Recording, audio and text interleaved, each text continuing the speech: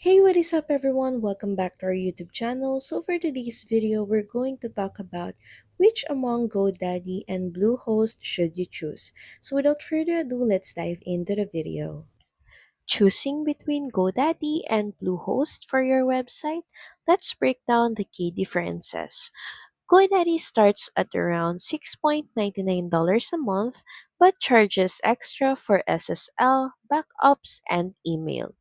Bluehost starts lower, about $2.95 a month, and that includes free SSL, email, and domain for a year.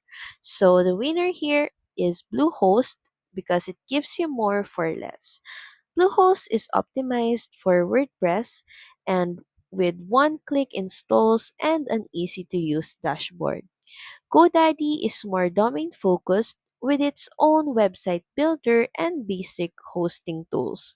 For serious WordPress users, Bluehost is more tailored and feature rich. Speed-wise, both use standard Apache servers, but Bluehost edges ahead in uptime and page load time, especially under traffic. GoDaddy can lag a bit on shared plans, especially without upgrades, so the winner here is Bluehost with a slight edge.